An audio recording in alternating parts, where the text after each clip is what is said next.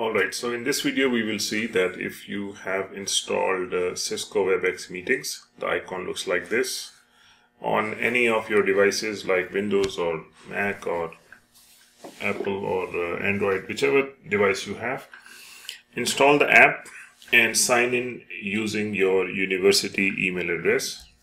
I'm doing that. Okay. This is your organization's email address, the ones which have given you the account. So I'll click next. It will ask me to enter the password. Now the password of this is the one I created when I was signing up for Cisco Webex. Okay, so this is different from my organization's password. It could be the same, that's your choice. Okay, all right. So once we sign in, this is how it looks like. The layout is pretty much standard like any other web meeting solutions like Blackboard, Collaborate, and something like Microsoft Teams or Zoom. So this one is particularly very close to Zoom, by the way. So in what manner? Let me give you an idea. So first things first, this is on top of it, this is your meeting URL.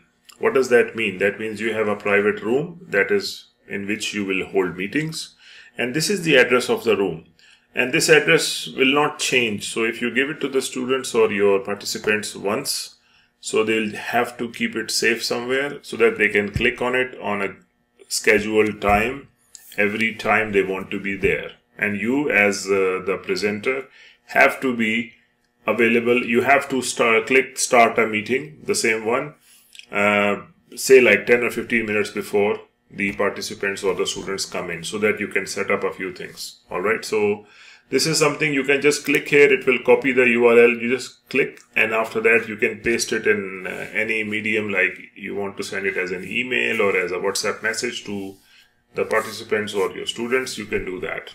So you just have to share this link. All right, so this is one thing you need to remember. And after that you click start a meeting. Once you click that, this is what happens. Now it will show you a preview how things are looking. If you turn on the camera, it will show you how you look like, so you can have a look. And of course you want to start the meeting with your mic on or your mic off. Okay, so you click start meeting and it says on the top right, connected. The meeting is on, and it says you are muted. So this the small sound that you have heard is going to be the sound of notifications if anybody comes in or goes out or things like that. So since this is like a basic walkthrough, so try to have some basic ideas how you will be conducting your class or a meeting.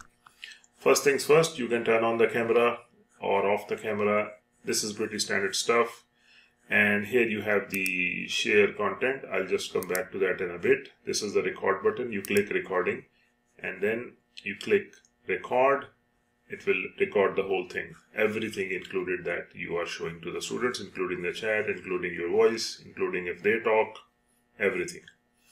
Okay, and this is the participant tab. Once you click the button, it becomes blue, which means now you will keep seeing who has come in and who's still there or who's gone.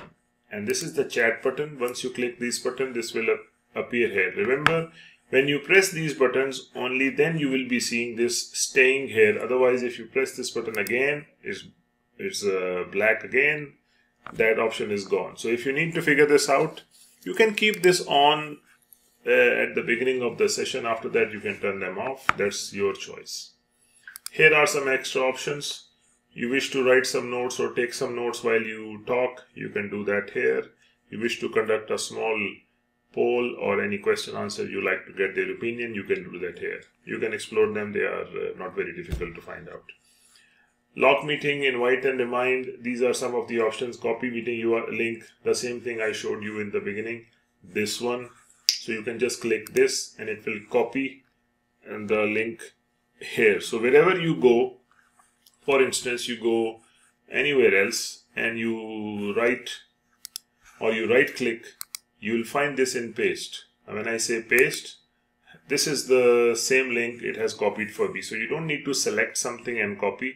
Just press a button, press this button and the link will be copied. So you have to just go to the other place or WhatsApp to right click and paste. Okay. So this is it. Now let's come to the main agenda, that how are you going to show them the content and how are you going to teach. Click share. This is the sharing tab. Now here the thing is, all the things which are open in this computer right now are shown here, and this is the full screen. I don't recommend you do that because it will show everything that's on the screen. So you just want students to see a particular thing like a PDF. Now this is a PDF I have open. I'll click this. So now it's telling me you are sharing a PDF, which is actually minimized here. I'll click and maximize it. Now when I've maximized, students are following this window only. They are not looking at this or anything else. Okay.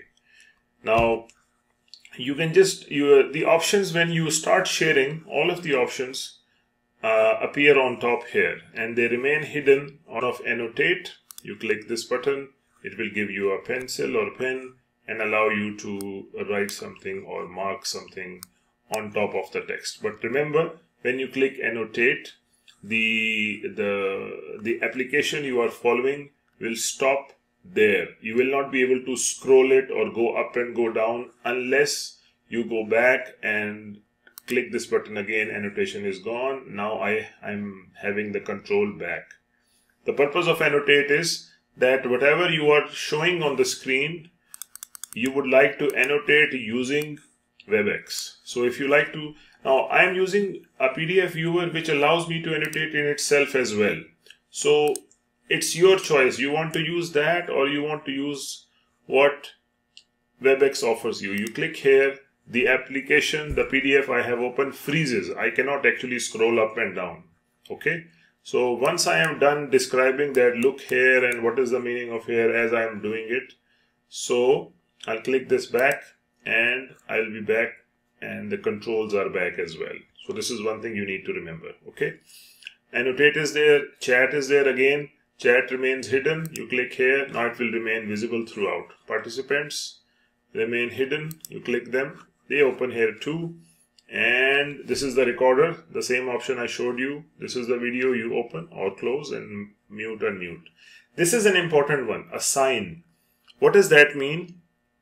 You have a student that you would like him to annotate something himself. Like for example, you say, all right, how many of you know what is the answer of this question? If you know the answer, choose the right option. Let me go to one of these such places where we can do that. For example, this question. Okay. So if we want them to, for example, we say that, all right, whoever knows what is going to be the correct form of verb here can come here and write. So you assign a role to someone, you make him a presenter, or you allow to annotate. These options are disabled because I don't have anyone in this is like a demo, so I don't have anyone here. When you will have people, you will click allow to annotate and it will show you which people you would like to allow, that they can also annotate or comment or mark the document. Okay, this is an important one. So this one is done. Share again, and one interesting thing is you can share two windows at the same time. Now let me show you how. For example, I click share content and I want to show them what? Microsoft Teams also. You see here, you are sharing two applications. Let's try more. And let's show them Cisco Web Meeting. That's already going on. What else? Okay. Let's show them this one. Wow, you are sharing three applications. So what does that mean? I open Microsoft Teams, students will be seeing that too, but again on top of the first one. And I open Cisco Web Meeting. Where are you? Here are you. I think this one. So they'll be seeing that too. So I have to go back, share, and then in share content I may have to, you see the ones I'm sharing are slightly having red border. So I'll just close this one. This is gone, and I'll close this one. This is gone too. Okay. And then lastly, you have to stop sharing when you are done teaching. Just stop. That's it. So you are back here. So here option is that you turn on your camera or you can leave it off. So this is simple walkthrough. I've tried to get into the details so that I could assist you in a better way. So thank you very much for watching.